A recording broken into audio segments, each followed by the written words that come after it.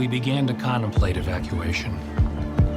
The burning question was, who goes? And who gets left behind?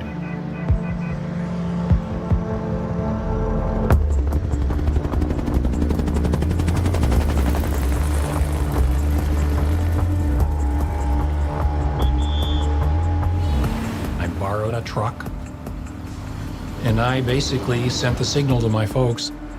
And this meant a group of South Vietnamese majors, lieutenant colonels, and their families to muster at an address in downtown Saigon. I drove down there, they loaded up onto the truck, and I drove them to the airbase. And I had told them, when you hear 3 thumps, that means hold the babies' mouths, don't breathe, don't talk, don't make any noise, because we're going through the gate post. I saluted in uniform as a captain of the United States Army. The guard waved me through, and I drove straight out to the flight line to an aircraft that was awaiting. One Vietnamese colonel who was putting his family on the plane, he had wanted to stay in Vietnam to defend the country. And this full colonel had like 8 kids and a wife. And he was in tears, the family. The family were in tears.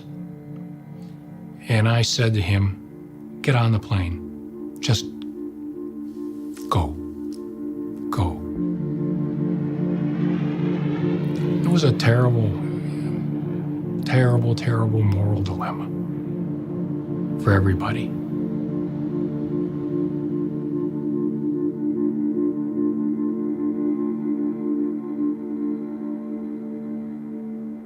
We today have concluded an agreement to end the war and bring peace with honor in Vietnam.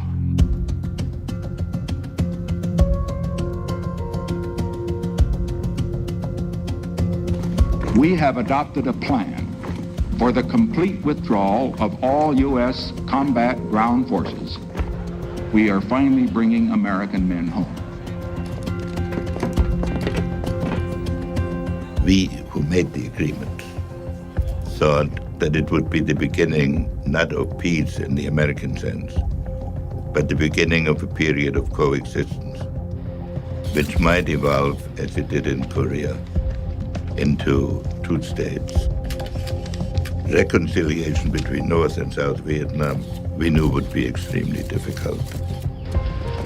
But I was hopeful.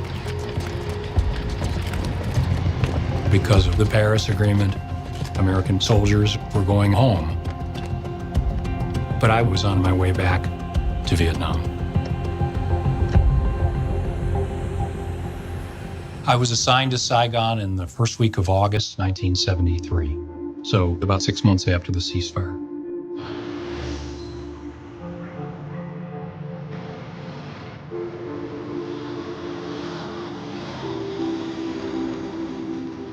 I would say that between the State Department people and CIA people, the contractors who were there to maintain infrastructure, maintain aircraft, as well as people like me, we had 5,000 to 7,000 Americans in country. A lot of the guys had Vietnamese girlfriends and wives,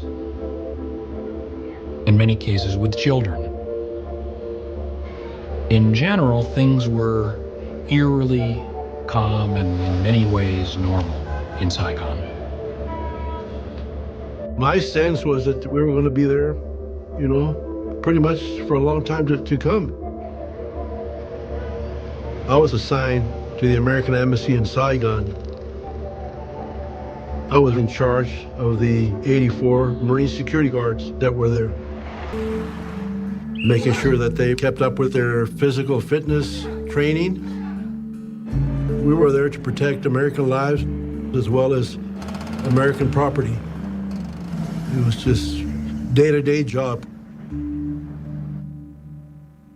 The ambassador there was a guy named Graham Martin, a North Carolinian, just as I was. He spoke with a slow Southern drawl. He was a great gentleman. He was a cold warrior in the old stripe. He'd lost an adopted son in Vietnam to combat. And he was not going to give up South Vietnam to the communists. He was determined to keep U.S. aid flowing into Saigon. When the ceasefire occurred in 1973, everybody toasted it with Bloody Marys in the U.S. Embassy. It was a grand party. We thought peace was at hand. But the Paris Peace Accord was a masterpiece of ambiguity. In order to get President Thieu and the South Vietnamese to go along with the Paris Agreement, President Nixon pulled out all of the stops. And in a letter to President Thieu, he promised that if the North Vietnamese were to substantially violate the terms of the Paris Agreement, the United States would respond with full force. In other words, re-enter the war. The North Vietnamese viewed Nixon as a madman. They were terrified of him. They believed that Nixon, if necessary, would bring back American air power. But in August 1974, he was gone. Nixon resigned because of Watergate. And overnight, everything changed. Hanoi suddenly saw the road to Saigon as being open.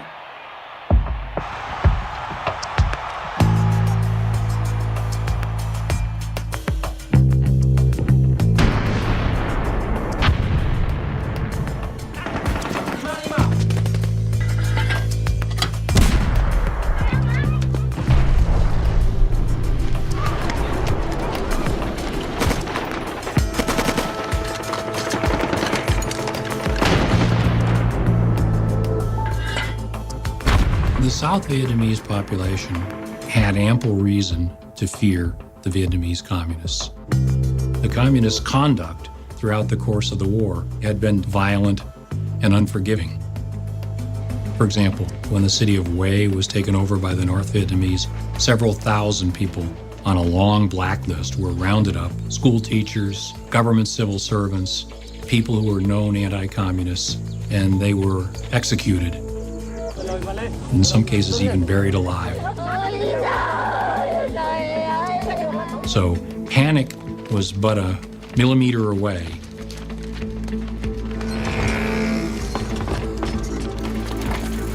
Hundreds of thousands of refugees are in a blind rush to flee even further from the rapidly advancing communists. Bruce Dunning reports.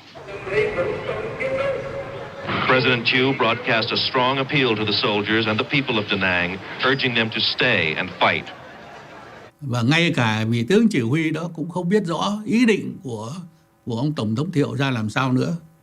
Và ngày hôm nay thì tin được lệnh là phải giữ Đà Nẵng. Ngày mai đã nhận được lệnh rằng bỏ.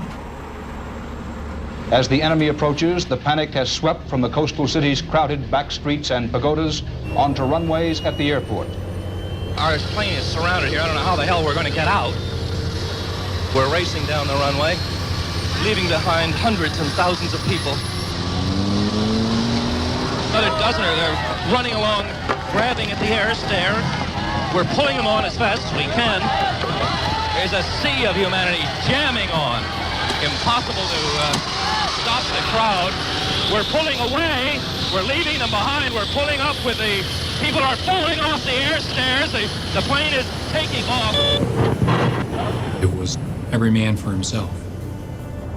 So you saw the World Airways flight being mobbed by South Vietnamese soldiers.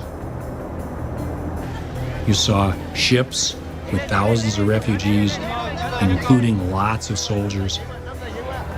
You saw out-of-control panic. Basically, any boats, trucks, airplanes, or anything going south were besieged by people wanting to get on board.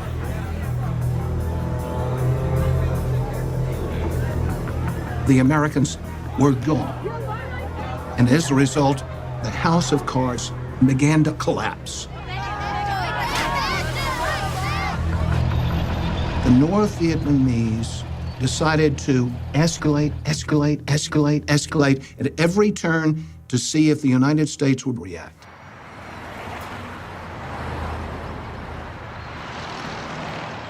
In April of '75, I was with President Gerald Ford, and we were flying across the country on Air Force One when one of the airplane's crew comes and hands me a note, and it says, "Da Nang has fallen."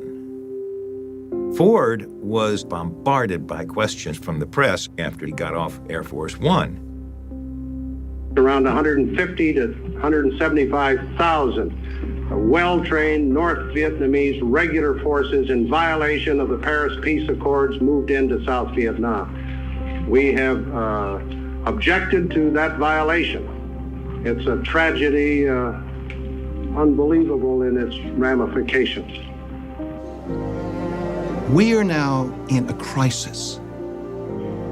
We had a wave of humanity, 500,000 refugees rolling south towards Saigon. And 160,000 North Vietnamese troops moving right behind them.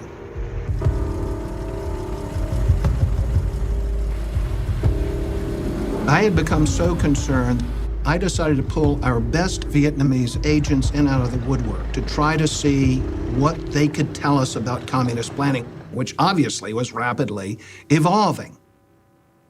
On the 8th of April, I met with one of our best agents who said, the communists are going to drive on Saigon. They're going to be in there by Ho Chi Minh's birthday, which was May 19th, literally a month away. Communist forces in South Vietnam, already solidly in control of 11 provinces, began working on yet another one today, Binh Dinh.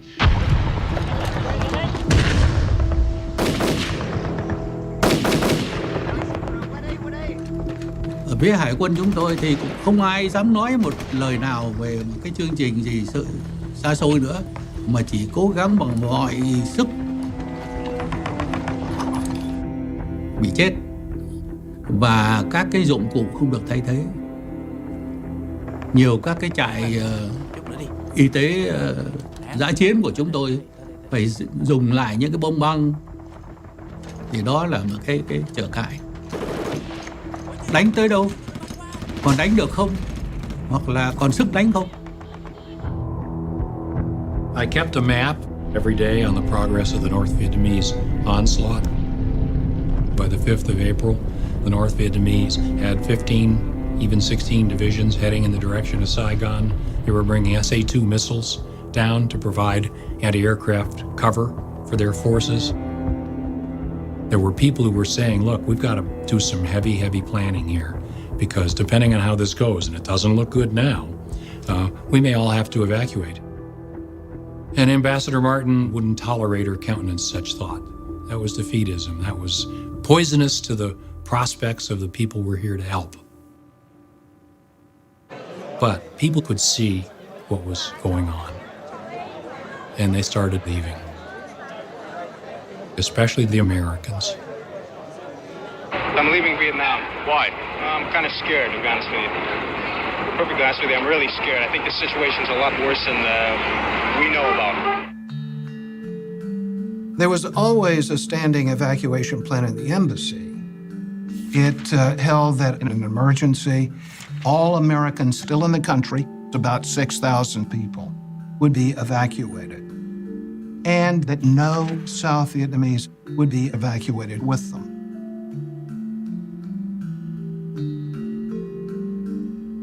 I was a student. The school is not closing, but it seemed like nobody interested in school anymore. You can't stay here. You can't live with the communists. Especially if you have a connection with the Americans, then you really got to get out. If we really made up a list of endangered South Vietnamese, the ones who really worked closely with us during the war, this number could be 150, 200,000, including their families, many more than that. But the idea of talking about an evacuation and of planning for an evacuation of Americans let alone an evacuation of Vietnamese, was still anathema in the embassy. If you mean that South Vietnam is on the imminent verge of collapse, I think the answer is quite definitely no. I mean, we were dealing with an ambassador who was just convinced that somehow he was going to be able to pull this out and that there wouldn't have to be an evacuation and therefore there wouldn't have to be a concern about evacuating South Vietnamese. The situation in South Vietnam has reached a critical phase, requiring immediate and positive decisions by this government. There are tens of thousands of South Vietnamese employees of the United States government, of news agencies, of contractors and businesses for many years, whose lives, with their dependents, are in very grave peril. I am therefore asking the Congress to appropriate without delay $722 million for emergency military assistance for South Vietnam. If the very worst were to happen, at least allow the orderly evacuation of Americans and endangered South Vietnamese to places of safety. There was no way in 1975 that the Congress was going to vote any money to go to the aid of South Vietnam. We had pulled out our troops in 1973, and public opinion at that point shifted. The people of the United States, having seen Watergate, having seen the deception of the generals, weren't about to give any help in Southeast Asia. And, you know, Kissinger knew this. We knew we were not going to get the $722 million. By that time, it made no big difference. But President Ford said he owed it to Vietnam to make a request. We've sent, so to speak, battleship after battleship, and bomber after bomber, and 500,000 and more men, and billions and billions of dollars. If billions and billions didn't do at a time when we had all our men there, how can 722 million save the day? This is the way my map looked mid-April. The North Vietnamese just rolled down the coast. Station. She said, go down and tell the old man what's happening. I went in and I said, Mr. Ambassador, half of the South Vietnamese army has disintegrated. We're in grave trouble. Please, sir, plan for an evacuation. At least allow us to begin putting together lists of South Vietnamese we should rescue. And he said, no, Frank, it's not so bleak, and I won't have this negative talk. Young officers in the embassy began to mobilize a black operation, meaning a makeshift underground railway evacuation using outgoing cargo aircraft that would be totally below the radar of the ambassador. People like myself and others took the bull by the horns and organized an evacuation. In my case, that meant friends of mine who were senior officers in the South Vietnamese military. As the North Vietnamese came closer and closer to Saigon, these people were dead men walking.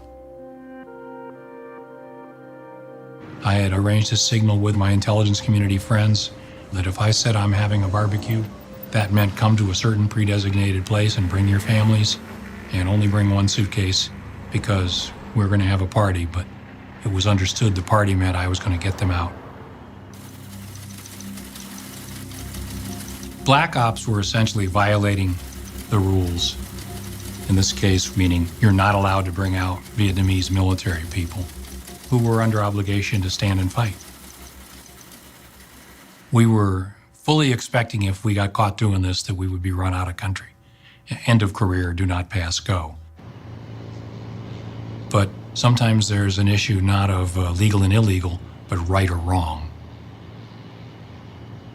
The deputy defense attaché moved out Vietnamese personnel and their families to Clark Air Base in the Philippines without any approval whatsoever, without any immigration papers, anything, passports, you name it. And when they began showing up in the Philippines, Martin hit the roof and fired him.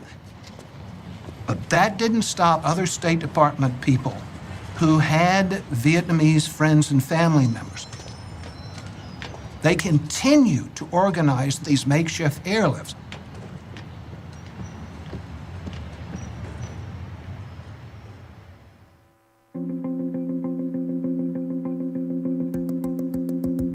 That April, I was in Kenta, which was about 100 miles from Saigon, and we were getting reports of this town falling and that province falling and so on.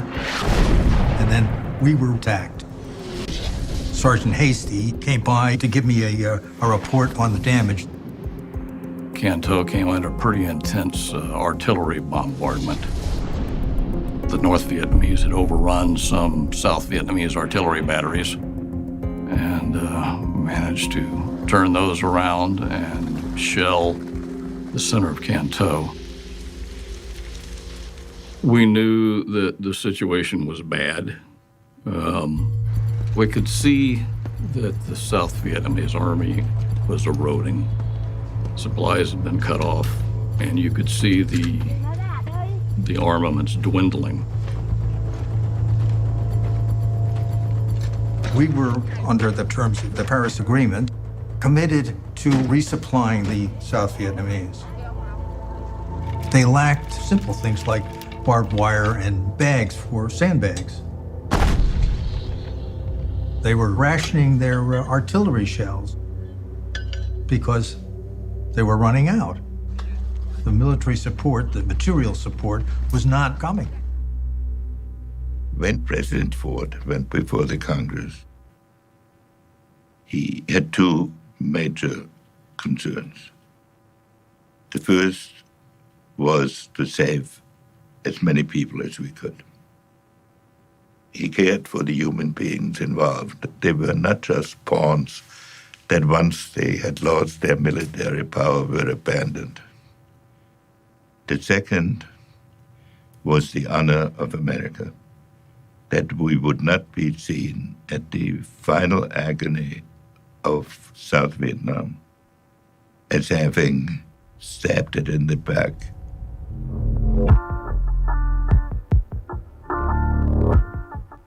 Congress wouldn't pass it. They said no more, no more troops, no more money, no more aid to the Vietnamese.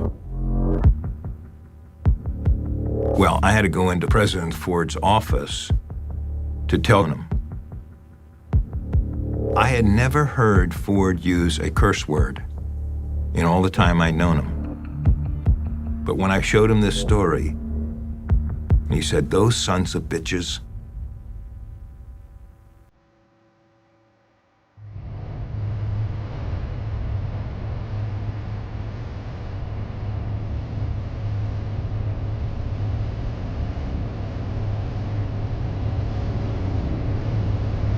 I think there were a total of 50 ships that were there. I mean, it wasn't just us. It was a whole bunch of ships. We were standing by for the evacuation of Americans. I was a terrible letter writer. I would write one letter for my wife's 10 letters, and she didn't like that. So she said, "We're going to exchange tapes." So I would run into my stateroom, turn the tape recorder on for a couple minutes, and tell her what's happening. I really don't know where to start. It's been such an unusual couple days for us. We went with the rest of this huge task force of ours up to about 20 miles off the coast, basically east of Saigon. As most Navy operations are, it was very carefully planned. We planned on the death. The chain of command for, as I understood it as a captain of the United States Marine Corps, and I think I got it right, is for any evacuation, that decision is the ambassador's decision. Graham Martin is the responsible guy. But the military is responsible for giving him all kinds of plans. And this is how we got into the 4 options. The first option was you would take commercial ships right up the Saigon River to a couple blocks from the embassy. You would load whoever you wanted to bring out on these ships. The second option was, you're united and Tonsanute Air Force Base at the time, and you could have brought anybody you wanted out by commercial aviation. The third option was military fixed-wing aviation. The C-5As, the C-141s, which carry a lot of people. You could have brought them out of Tonsanute on those. The very last option was helicopters off the carriers into Tonsanute Air Force Base. We had 75 Marine Corps helicopters out there. The helicopter option, that was absolutely the last resort. They don't go very fast, they don't carry that many people. That was if everything else failed.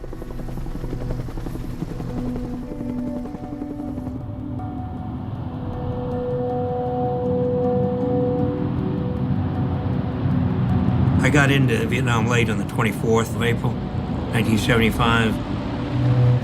Saigon was full of rumor, of false stories, whether we were going to have a last attempt to draw a line across the country, and Saigon in the south would remain a free republic, all of these things, and it was all churning all around. The fighting was close to Saigon, but hadn't shown up in the streets of Saigon. I served as a naval officer and 3.5 tours in Vietnam, 2 of those years as a Special Forces advisor with a 20-boat river division, all Vietnamese. I could tell jokes and hear jokes in Vietnamese, and once you start off like that, you eventually end up being able to dream in Vietnamese. In 1975, my mission was to remove or destroy as many ships, swift boats, anything that I considered to be a benefit to the enemy. I met with Captain Do Kim, who was the operations officer of the Vietnamese Navy. Ông ta nói rằng tình hình thì tuyệt vọng rồi. Bây giờ ông phải giúp tôi để làm một cái kế hoạch đưa các chiến hạm của Hoa Kỳ ra khỏi cái tầm tay của Cộng sản. The plan was to sail all the large ships of the South Vietnamese Navy down the Saigon River to the sea and rendezvous at Con Son Island. We had to keep this secret. If we were to get out, it would have had an effect on the morale of the people in the street.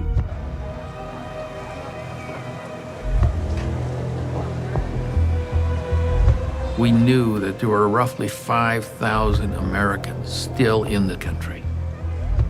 Many of them had Vietnamese wives, mistresses, whatever, just hadn't left. And they were basically letting us know we're not leaving without our families. Finally, we were given authority by the ambassador to bypass the immigration laws and send these Vietnamese out of the country. So then we started an operation basically to get out the Americans and their Vietnamese dependents.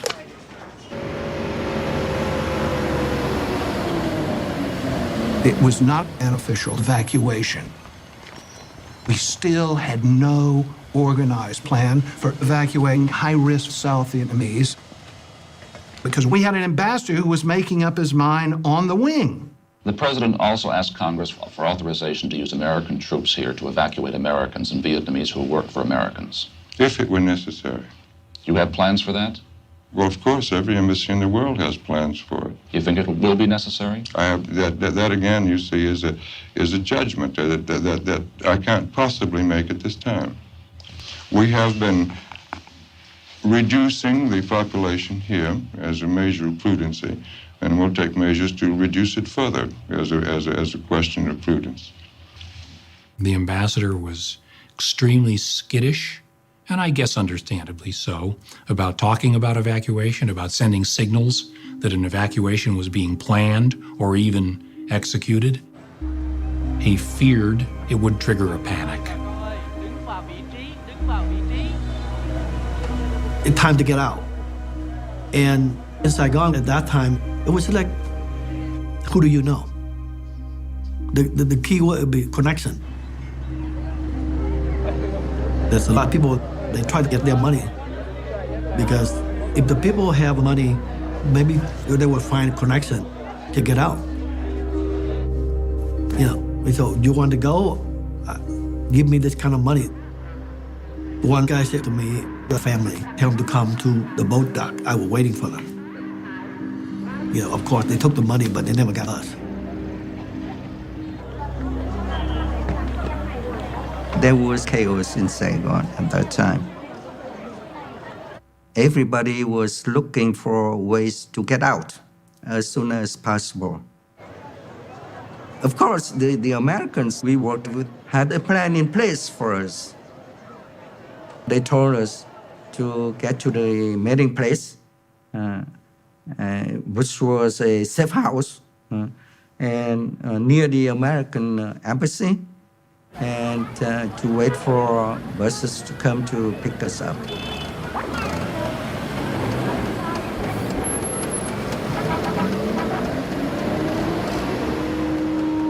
If we were going to get people out, we were going to have to make it happen and deliver the Vietnamese to the big airplanes in some form or fashion.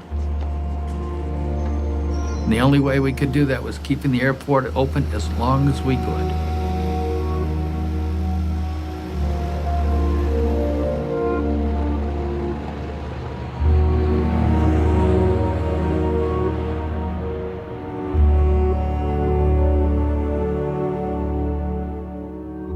Ambassador Martin still hoped that somehow this thing would not end with the North Vietnamese humiliating the United States by attacking Saigon.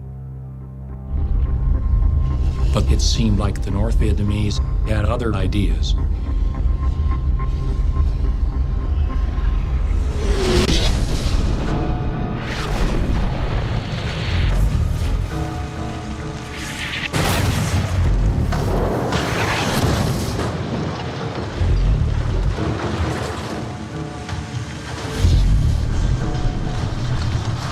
What may be the final battle of Saigon has begun. Communist ground forces have started moving in on Saigon's Tan Son Nhut Airport. Rockets exploded all over the base, touching off 3 major fires. The air base was under continuous artillery fire. I felt the rounds. They were so close. The shrapnel was clinking against the fence behind us. It was abundantly clear that it was a whole new ball game.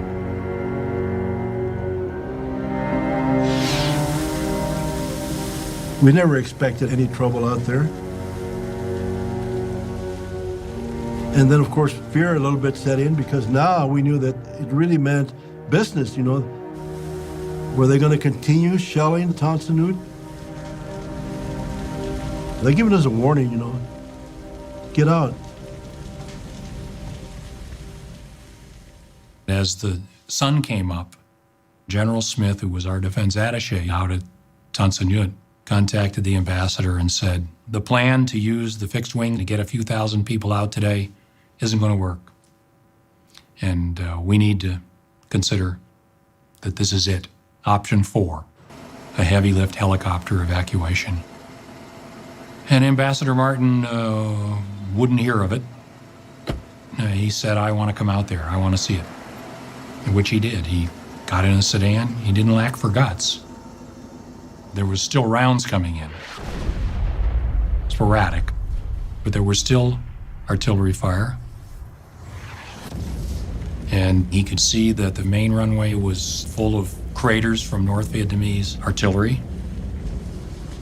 And it was understood that General Smith was not being premature with the recommendation for option 4. Ambassador Martin's concern very clearly, up to now, was that once we started an official evacuation, it's pretty obvious that the game is over. You got to remember, this is an ambassador who had lost his only son in combat in Vietnam. One becomes pretty invested in that country. He had been holding out hope that some kind of third-party solution could be worked out so that South Vietnam could continue with some form of independence or autonomy. And he was being encouraged to think that this might be possible.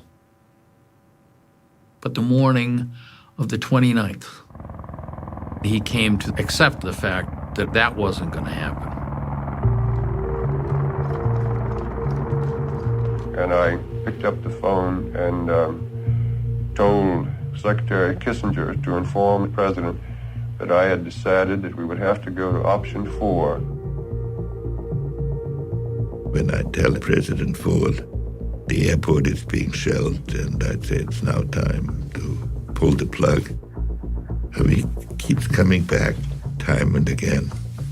You really think we have to do it? That's how heartbreaking it was for him. He finally, reluctantly, gave the go-ahead for the final evacuation. This is the American Forces Vietnam Network. The prearranged signal for the evacuation was broadcast on American radio in Saigon. The message was the temperature is 105 and rising, and then Bing Crosby's White Christmas. And sure enough, about 10 o'clock in the morning, I believe, on the 29th,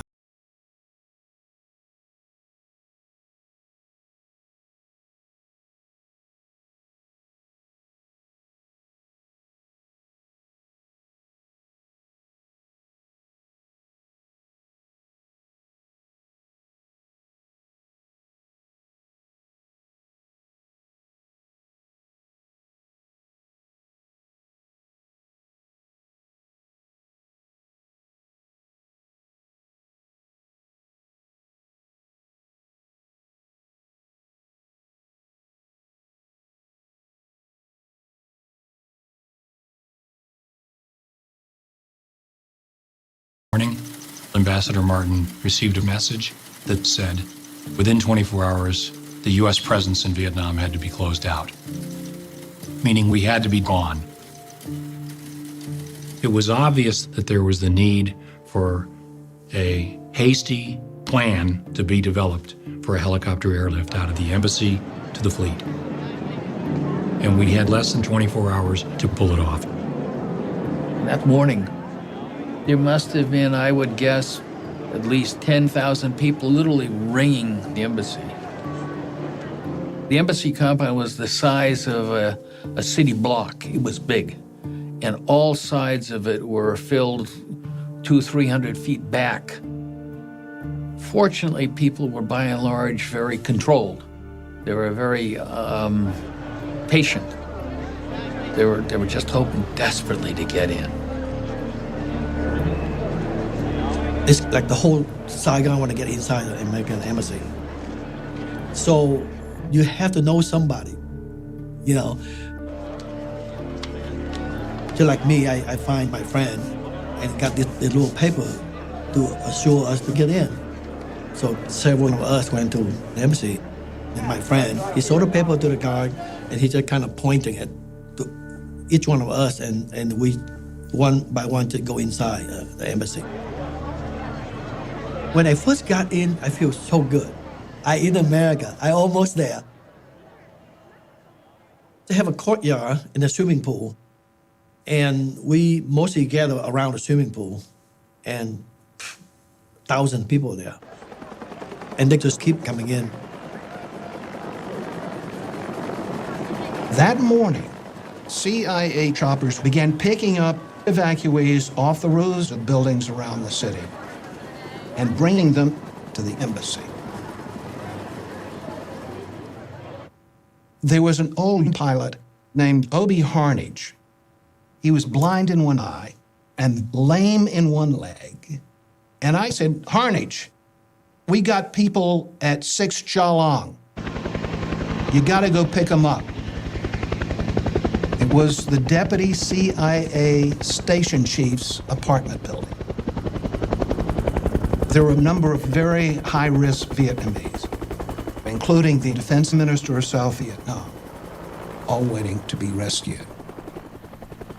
As they climbed up the ladder to the roof, a photographer took that famous photograph.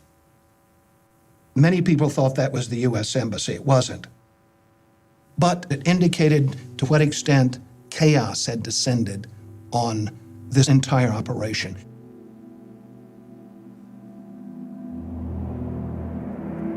Inside the embassy, everywhere we looked, was teeming with Vietnamese. We counted them, and the total number was about 2,800. There was no hiding it that somehow people had to have let these people into the embassy. Was it, Marine security guards who kind of looked the other way? Was it American employees in the embassy who were doing kind of what we did with black ops and taking care of their own? We never got to the bottom of that. And frankly, we never pursued it. One of my Marines said to me, we should take out the tailor. There was a tailor who made all our civilian clothes. So I said, why don't we take out the cook too? He said, well, you should take out the cook too, and all the other cooks. They should get out. They had business with Americans. So they took the bread truck and they rounded up the tailor, the cooks and the dishwashers, a few others, and their families, and drove them into the embassy compound.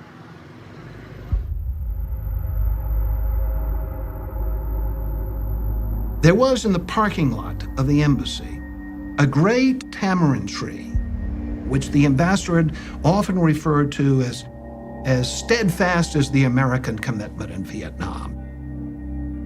The CIA station chief that last morning said, Mr. Ambassador, we have to cut this tree down. You could not land any large helicopters on the parking lot unless the tree and all the shrubbery was all gone. The ambassador had resisted us cutting that tree because he did not want anybody to be alerted that we were doing any sort of evacuation or were going to do any sort of evacuation. He was upset, but finally he succumbed, to just common sense and gave up his, I guess you could call it a dream. And we cut it down.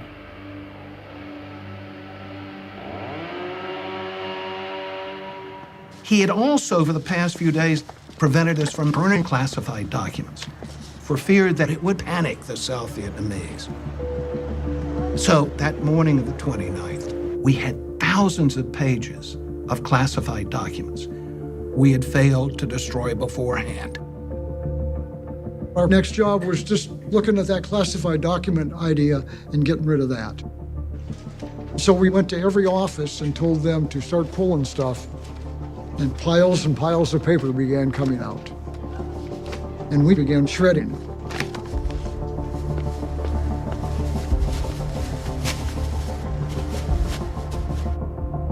There was a small building where we handled the pay for the Vietnamese who worked for the embassy. And in this building, there was over $1 million in US currency. So we had to send a message to the Navy, who sent it to the Treasury Department, who came back and said, destroy it. So I assigned a few Marines to get rid of the money. And I said, oh, by the way, we're gonna lock you in there. It took them 8 hours to burn $1 million. That morning, fear and desperation were the order of the day. But I had a job to do. It was an important job to do, I thought, to deny the enemy the South Vietnamese naval ships. Thì ông nói rằng, Đại tá Kiểm, chậm lắm rồi, ông phải ra đi ngay. Thì lúc đó cái kế hoạch của chúng tôi là thứ nhất là bỏ hết tất cả các sự sửa chữa thông thường và chỉ chú trọng vào các cái bộ phận chính của một chiếc tàu, tức là máy tránh. Nếu mà một máy cũng tính là chạy được, thay vì hai máy, nhưng mà một máy chạy được cũng được, một máy điện cũng chạy.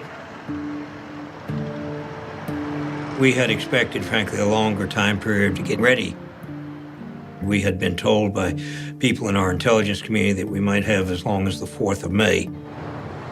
But the North Vietnamese were closing in quite tightly, and clearly it was time to send the signal to leave. Thì chúng tôi có chừng khoảng 32 chiến hạm lớn, có 30 chiến hạm lớn có thể đi được.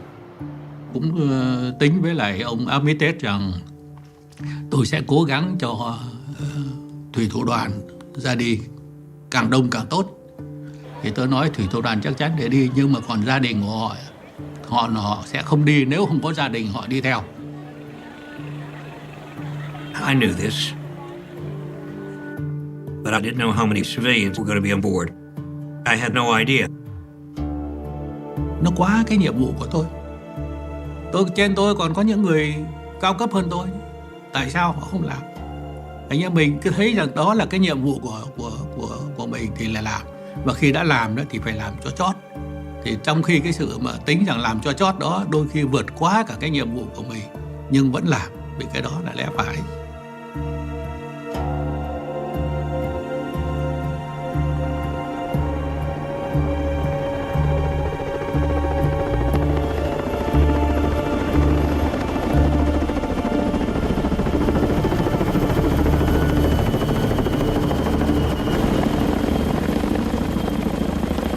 I was the first one into the embassy. And my only mission at this time, this is early in the afternoon, was to bring the ambassador out. It was actually a mission, it was called Embassy Snatch. I was just supposed to get the ambassador. I land and I said to the people, I said, I'm here to get the ambassador. And said, well, not quite. The ambassador refused to leave until he could get as many Vietnamese on as many choppers as possible. The evacuation of Vietnamese happened because Graham Martin wanted it to happen.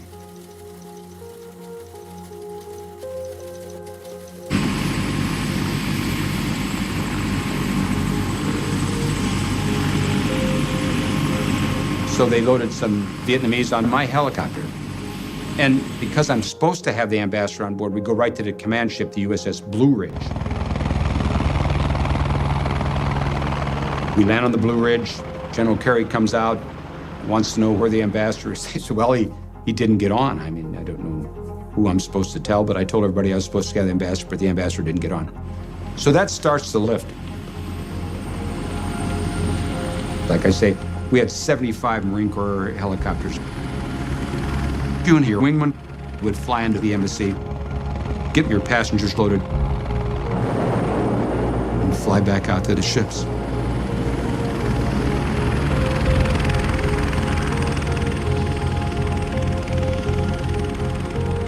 It was a little over an hour back and forth.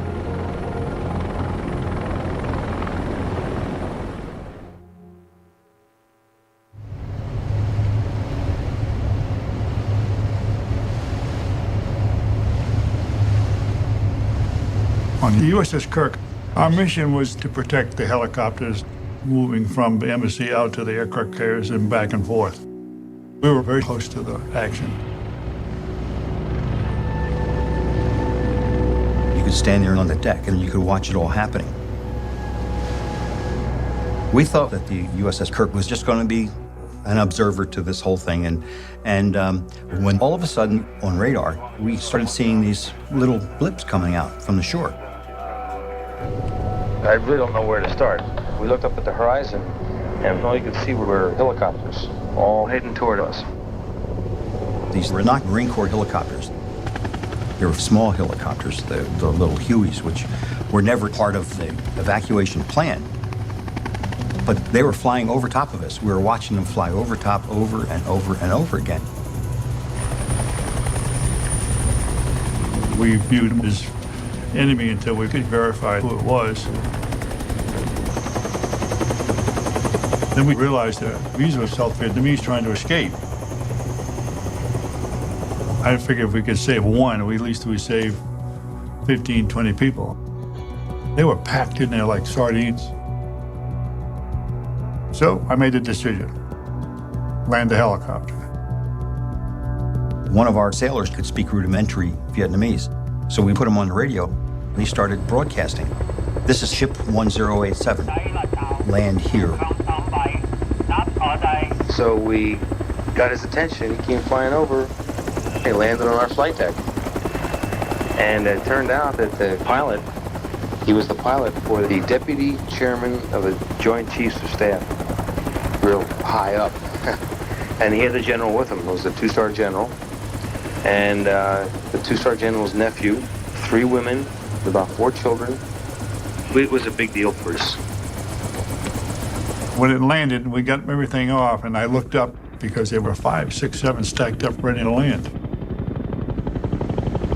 Turned out all throughout the southern part of Vietnam, there were South Vietnamese Army and Air Force installations with 1 or 2 or 3 or 4 helicopters.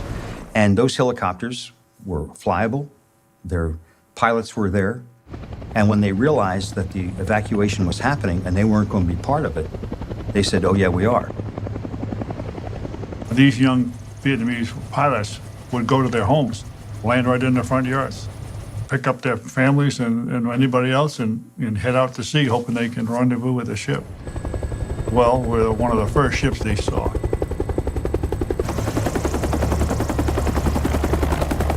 Our flight deck will only take 1 helicopter at a time landing. There are no wheels on them, you just have skids. We couldn't think of what else to do, and these other planes were looking for a place to land, so we just physically pushed them.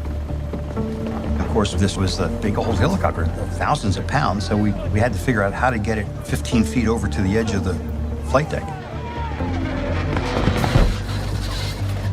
You don't have time to think about what you did, you just had to do it. So we opened up our flight deck and they began to land, one right after the other. Some of them were shot at, holes in them.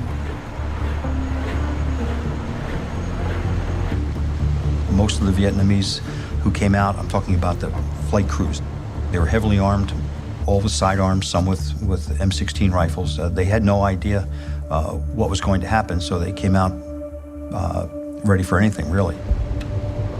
So we had to disarm them. None of them had ever landed on a ship before. They were Vietnamese Air Force. Everybody had a gun. We took all the guns away from them. And about 5 minutes later, another one came in and landed. And we pushed his airplane over the side. That was the second one. I helped push that one over too. Then the third plane came in. It landed also. We pushed it over the side. So meanwhile, we've thrown 3 helicopters in the water so far. This is incredible. I know you're probably not believing any of this, but it's all true.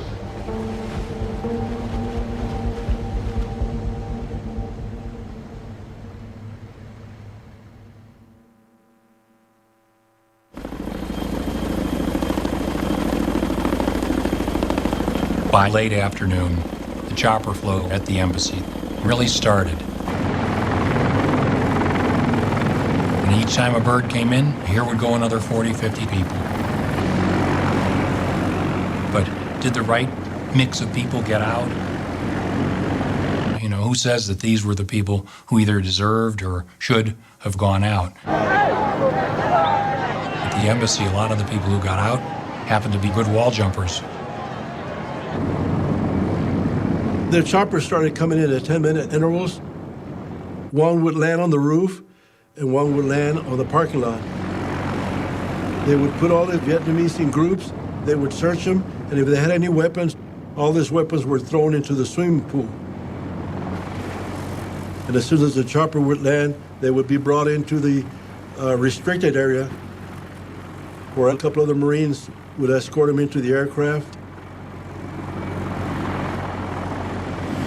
Then the race would ramp up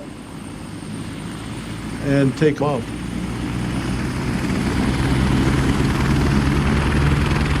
I remember I told to my friend, and he said, "Oh, it's our turn now. We're almost there, you know." So we're all excited. And I remember very distinctively that every time a helicopter coming down, it just blew us away. We had to kind of duck down to fight with the wind of the chopper.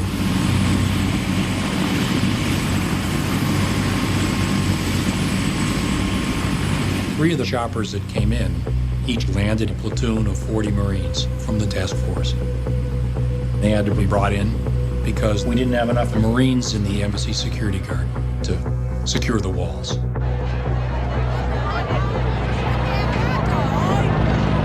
I went with my wife to the embassy. A lot of people, they clinched to the top of the wall, but they couldn't get in.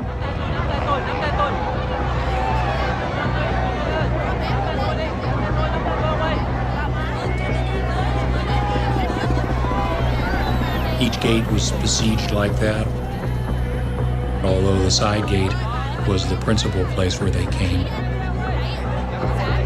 People holding letters saying, I worked for the Americans, please let me in. Journalists were arriving and counting on being recognized to be let in by the Marines.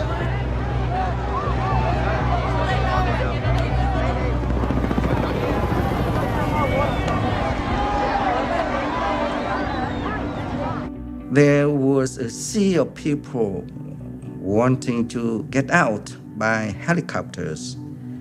But, they looked up at the helicopters leaving, and I could see their eyes, desperate eyes.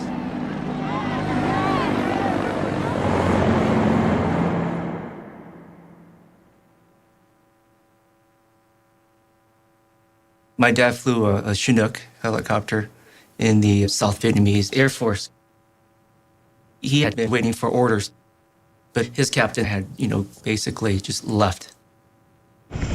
So he and some other pilots picked out the best Chinooks and took off.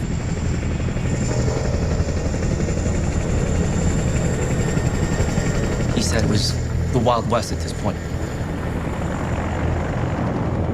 Just you and your horse, and you just do what you had to do to survive and take care of your family. He had given my mom a heads up that if she did hear a Chinook coming, to get ready. I was 6.5 years old. I can still hear the rumbling, very, familiar rumbling of a Chinook. When you hear the Chinook coming, you know it's coming. I knew my dad was coming. In Saigon during my childhood, it was like, say, living in the middle of busy LA. So there's really not a big area to land the Chinook. So he came in and landed in a playfield. Caused a lot of wind, caused a lot of commotion. My mom grabbed my little sister, who was about 6 months at that time, and I have a little brother who was about 3 or 4 years old, myself. We quickly ran into the Chinook, and we all flew off out into the Pacific Ocean. My dad was afraid for not having enough fuel, afraid for a lot of things. He was just flying blind. And then he saw a ship out there. In the middle of the day, after we had taken those first helicopters aboard, this huge helicopter called a Chinook, they came out and tried to land on the ship. And the thing almost crashed on board our ship. This big Chinook showed up. There's no way he can land on Kirk without impacting the ship. He would have killed everybody on the helicopter plus my crew. It was way too big to land. We thought that the helicopter would just fly away. But as the ship was moving forward, probably 4, 5, 6 knots, something like that, the pilot communicated that he was running low on fuel. He opened up the port side of the helicopter and he hovered across the stern of the Kirk. Then all of a sudden, here comes a human. One by one, we'd jump out. I jumped out, my brother jumped out. My mom was holding my sister, obviously very scared. And she just trustingly, just with one hand, with her right hand, holding on with her left to brace herself, just dropped my baby sister. One fella standing there, and he said he looked up and he saw this big bundle of stuff come flying out, and it was a baby. It was the 1-year-old baby. And then the mother jumped out and he caught her too. Then the pilot flew out on our starboard right side. He hovered with his wheels in and out of the water. He hovered there for like 10 minutes, and we couldn't figure out what he was doing. It turned out what he was doing was taking his flight suit off. Here's a man flying a twin-rotor helicopter by himself. At the same time, he's taking off a flight suit. How you do it, I've talked to helicopter pilots, and they can't figure out how he did that. You know, how like a Houdini trying to get out of this thing. And finally, he made the helicopter roll to the right as he stepped out the door on the left.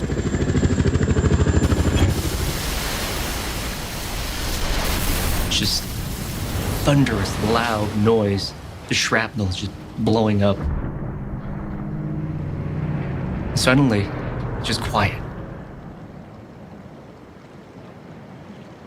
And he pops up, and he's alive.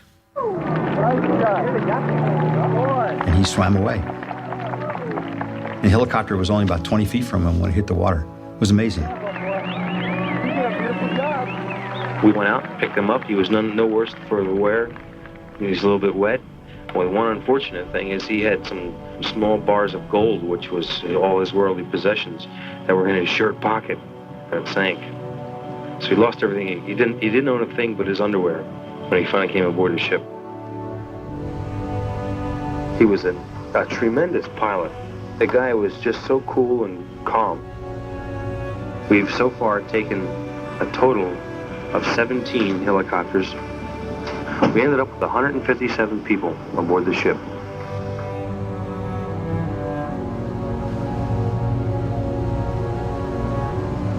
That crew was very special. They took their money, went to the Navy Exchange and Commissariat, bought all the clothes, the food they could get, took it up and gave it to the refugees they befriended. They were unbelievable. We laid mats and all kinds of blankets and stuff out on the deck for the babies, and there were infants and children and women, and it was a scene I'll never forget. We were happy. My mom was just, wow. Symbolically, it was like, the first step onto not American soil, but American freedom.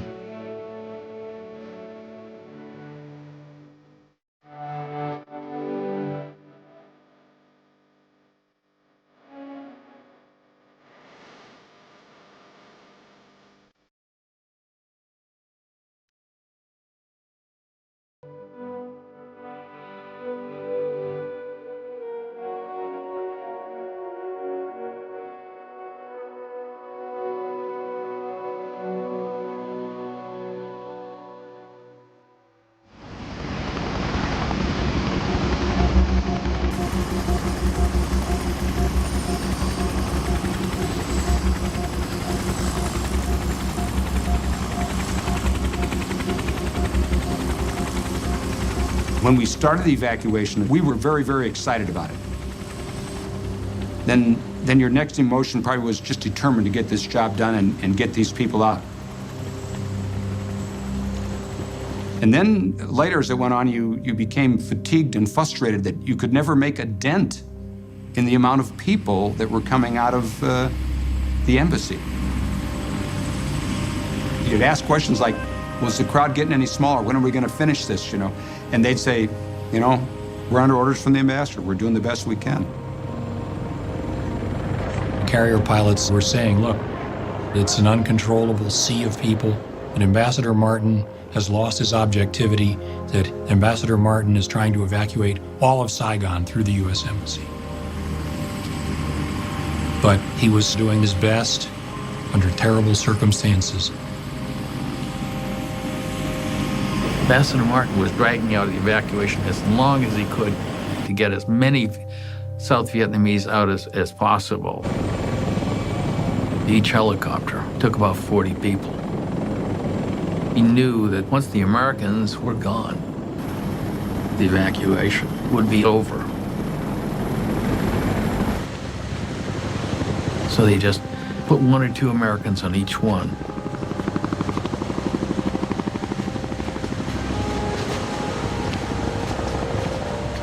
You're very tired, and you're not seeing an end of this thing. So I got the word out, you know, we could use some help out here. We only have 75 helicopters. And the word comes back, no, Marine pilots don't get tired.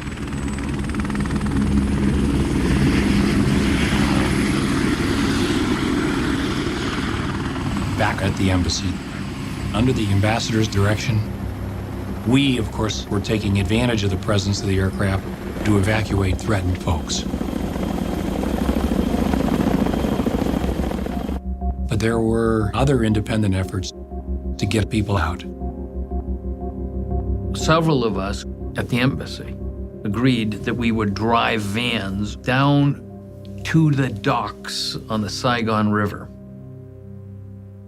I had an assigned assembly point in the middle of Saigon, and I crammed about 15 people into a 9-person van and then drove through the streets of Saigon through various checkpoints down to the docks.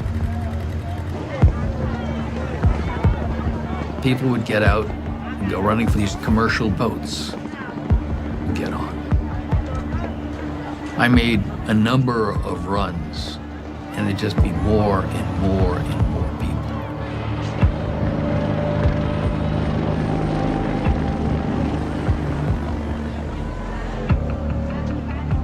Finally, as the sun was going down, we were running out of light, a man came up to me. I turned to him and said, "This is my last load. I can't take any more." I said, "Well, get your family." And he said, "Can't do it. My family's too big. My family's too big."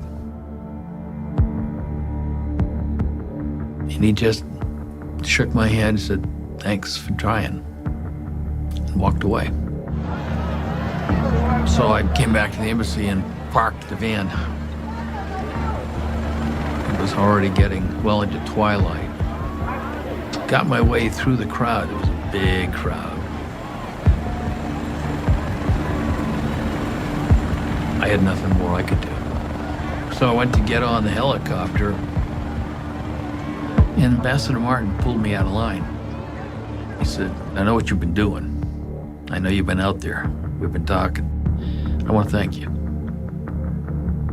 I thought it was a kind gesture. By that time, it was definitely dark. The lights of the helicopter inside radio. I sat down, looked around. I was one of maybe 2 or 3 Americans. The rest were all Vietnamese. We in the White House asked the Defense Department how many South Vietnamese were left meant inside the embassy compound.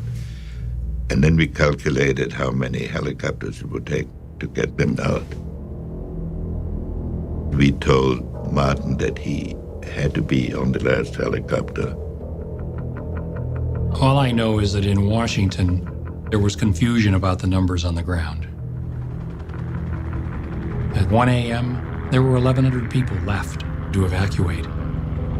After we'd had a flurry of choppers and cleaned out more than half of them, and there were 420 people left, we received an order from Washington that the lift was over other than the extraction of the remaining Americans.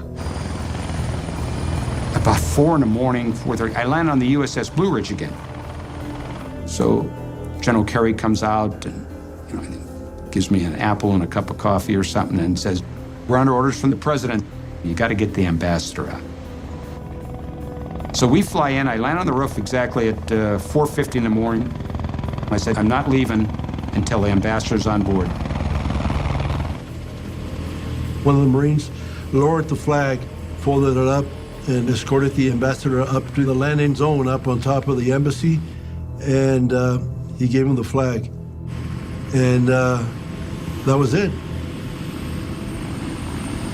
Major Keene came to Colonel Madison and said, no more, only Americans from this point on.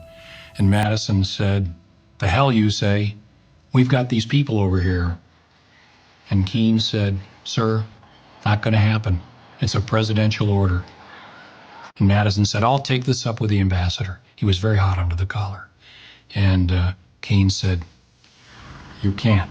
That's him, and pointed to the CH-46 that was just flying away.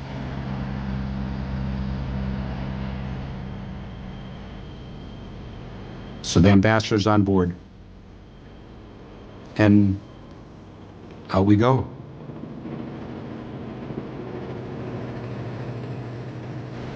We land on the Blue Ridge. 15 or 20, maybe 25 people get off with the ambassador, and that was the end of it. I flew 18.3 hours straight through. Graham Martin looked very tired, extremely haggard. I mean, he looked like, I'm sure the pressure was immense. At what time were to cease evacuation? Cease evacuation? We could still be flying if we hadn't got the ambassador out, because he refused to stop the lift. Like about 3:45 then.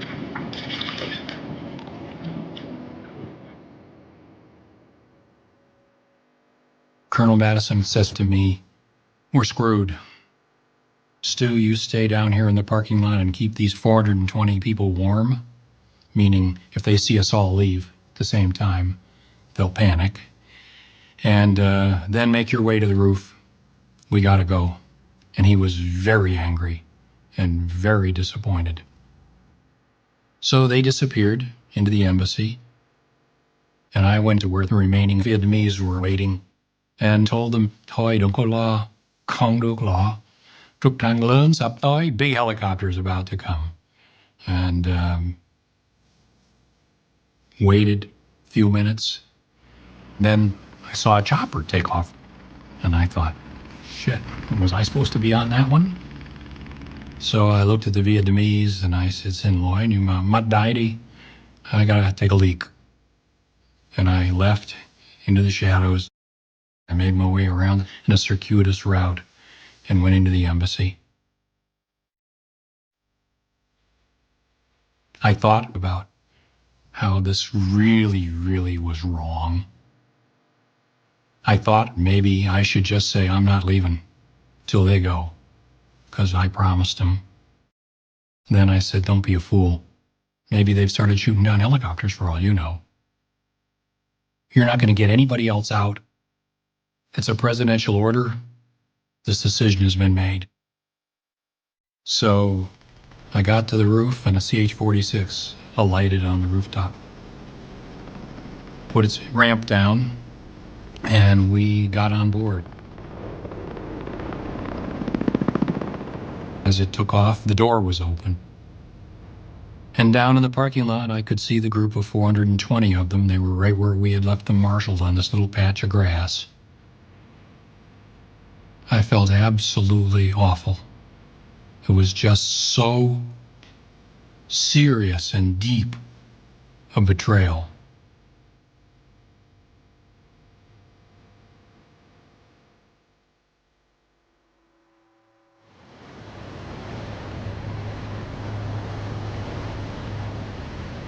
Later that night, I was quite surprised that I get a call, come alongside the flagship, the Admiral wants to speak to you. And my first reaction, as any CO, is what did we do?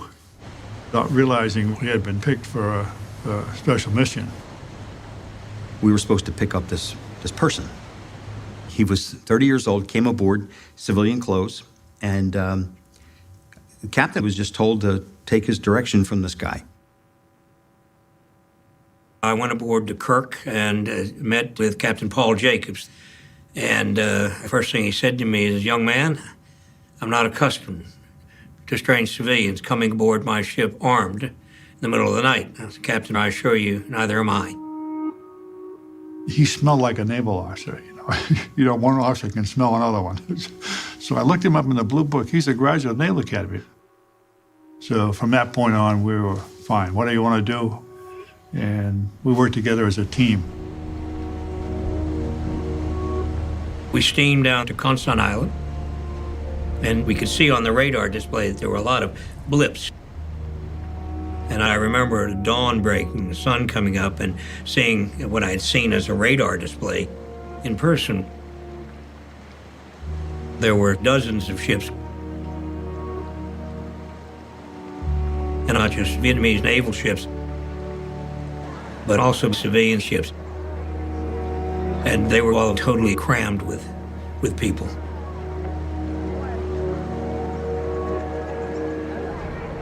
There are no words to describe what a ship looks like that holds 200 and has got 2,000 on it. I don't think anybody really understood the magnitude of it until we looked at what we got in front of us. It looked like something out of Exodus. Our mission was to help the ships into international waters. But now they had all these people. My reaction is, how the hell are we going to do this? Most of the Vietnamese Navy ships were dead in the water. Some were anchored, some were just adrift. So we sent over our engineering technical people to see what we could do to help them and get them underway. We had worked a plan out to sail two ships to the Philippines, and the Kirk was going to escort them. But the fact that they're going to be crammed with an unknown number of civilians was somewhat problematic. The U.S. government already had a refugee problem with the U.S. naval ships. This was another 30 or more thousand people to deal with. We were up all night talking about it. And I'm convinced if we sent them back, or took them back, they would have killed them all. And Armitage decided to bring them. He didn't get permission from Washington to do that. I thought it was a lot easier to beg forgiveness than to get permission.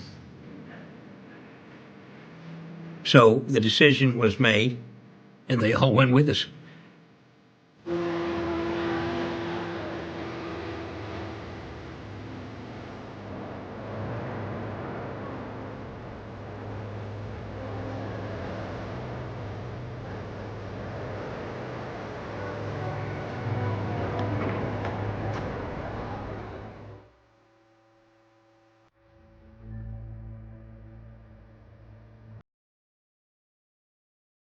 We had finally got out the last of the refugees that we could get out. Now we had to evacuate the Marines. They were all inside the embassy building, except for us. I was still on the embassy grounds with two of my sergeants, and I said, "You two stay right with me. Don't leave my side." We slowly walked backwards to the embassy door, and a couple of Vietnamese came towards me. They said, "We have no more helicopters. That's it. I'm sorry. We cannot take you." And they began to argue with me. They spoke good English, too. "We can ride in your helicopter." I said, "I'm sorry. No more." So we spun around and slammed these huge doors, and we locked it from behind.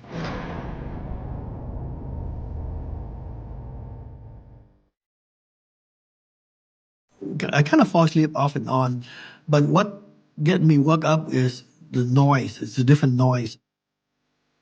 So I kind of look up, and the first thing in my sight was I didn't see that soldier there anymore on that wall.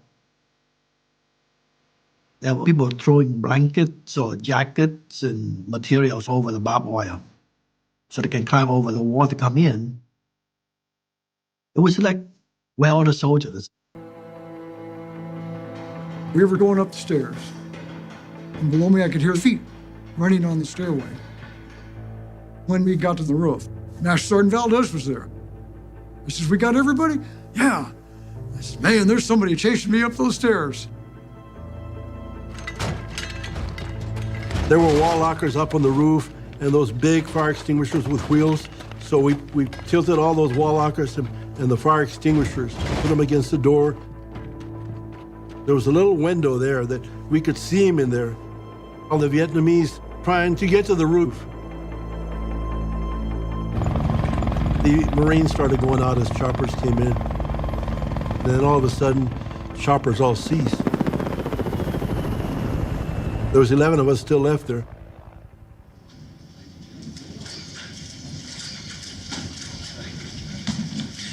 The briefing was delayed until the evacuation was completed, and the last helicopters are now in the air. The President commends the personnel of the armed forces who accomplished it, as well as Ambassador Graham Martin and the staff of his mission, who served so well under difficult conditions. We were told that Martin had left on the last helicopter and that the evacuation had ended.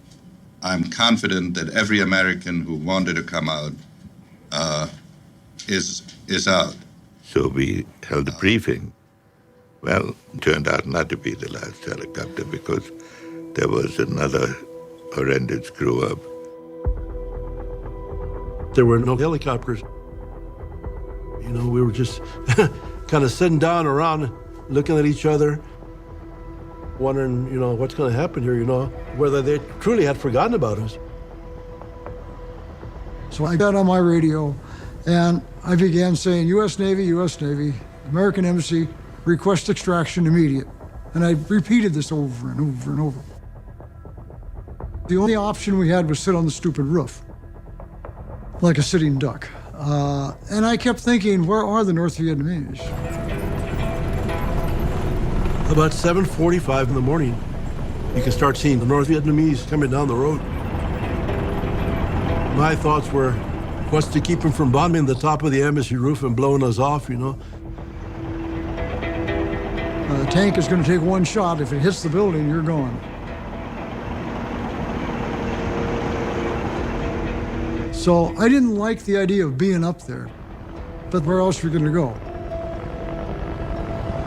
Finally, I looked out and I saw a black dot. When that chopper landed, I told the Marines, go, get in. I was the last one out. And as I was putting my foot on the ramp, I fell down and I'm just hanging on and the ramp's going up. The ramp was closing and I did what I was trained in my first tour, count. So I went 1, 2, 3, 4, 5, 6, 10, 10. 1, 2, 3, 4, 5, 6, 10, 10. And I looked at the crew chief and I said, put it down. I knew I was missing one man. I remember looking at the ramp and 2 hands were over the top of it. So the Marines just kind of grabbed me and then just pulled me in. We left by my watch at 7:58, Saigon time. Now we were the last 11.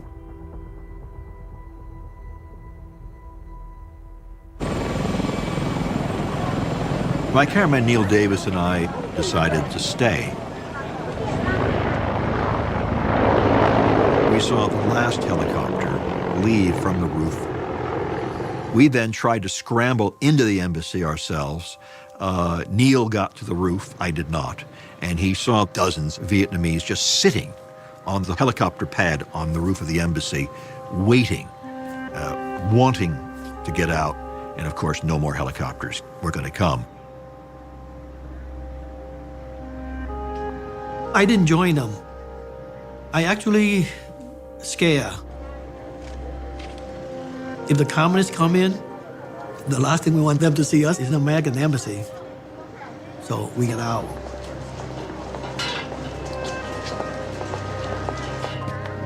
People were coming in and out of the buildings. Literally anything that could not be fastened down or was not fastened down was being taken away. Any souvenirs from the ambassador's office were taken away. Almost brick by brick, the embassy was being dismantled. It was ordinary looting, but more than that, I think it was just frustration and anger and an opportunity to get back perhaps at the Americans, because in the view of many in that crowd that day, we had deserted them.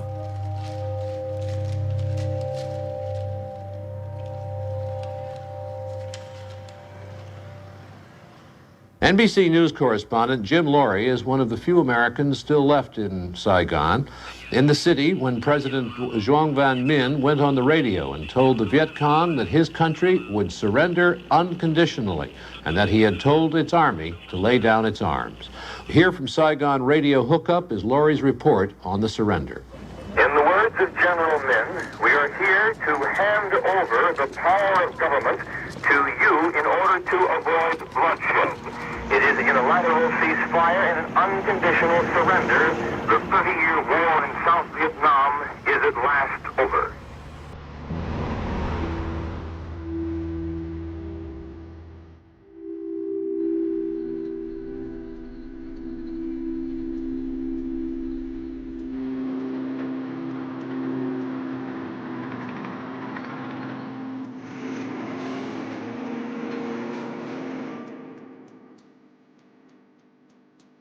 The first thing I did was to destroy my documents, my badges, just keeping the civilian ID. And then I went around Saigon to see what happened.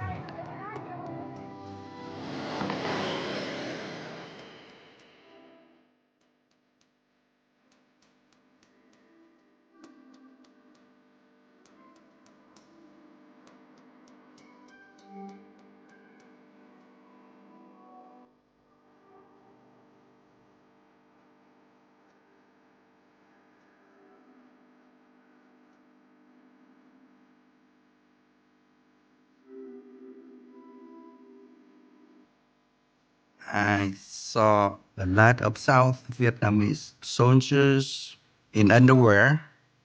They took off all their military clothes, boots, and they threw them away.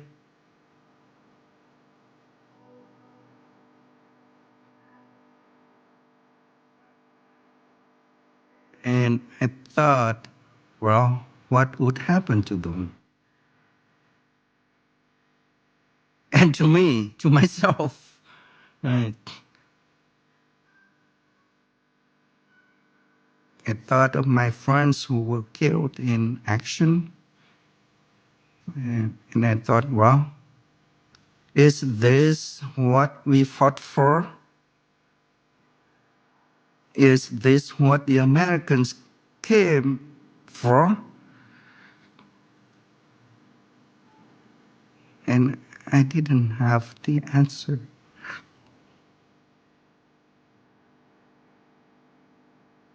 I have wrestled with this ever since. I realized that I had become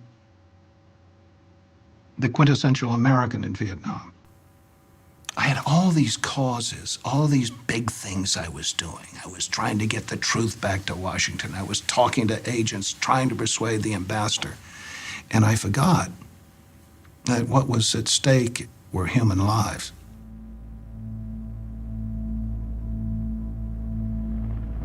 For years after that, I hear that sound in my head, that sound like in the middle of the night, I just jump up. I thought the helicopter come pick me up. I called it Dream in the Wind. Later we found out the big fleet is out there. You can just take a boat and go there. They take everybody. If you can get out there, you're on board. And I just didn't know that, so.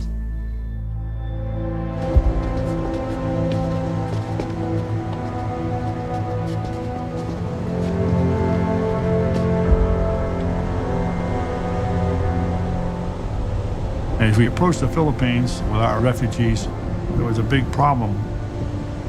They wouldn't let us in, and the reason they wouldn't let us in is because the government there had recognized the new regime in Vietnam, and these Navy ships we were escorting were all flying South Vietnamese flags, and the solution was to reflag all these ships as American ships.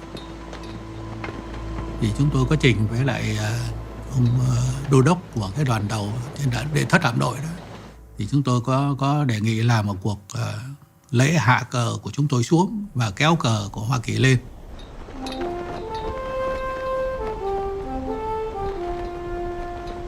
Này công dân ơi, đứng lên đáp lời sông núi, đồng lòng cùng đi hy sinh tiếc gì thân sống.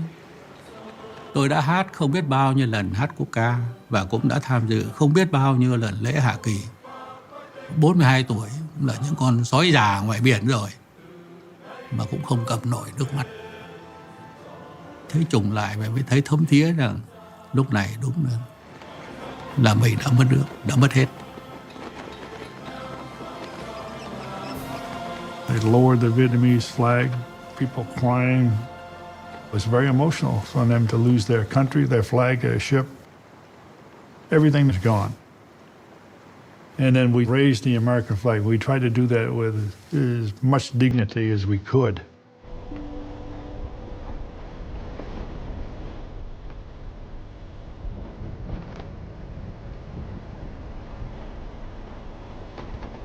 There were thousands and thousands of Americans who served in Vietnam who were sitting at home heartbroken at watching this whole thing come to naught.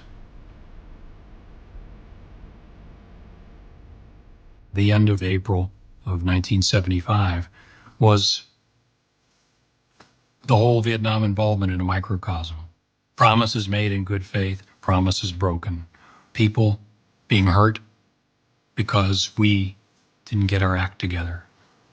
You know, the whole Vietnam War is a story that kind of sounds like that. But on the other hand, sometimes there are moments when good people have to rise to the occasion and do the things that need to be done. And in Saigon, there was no shortage of people like that.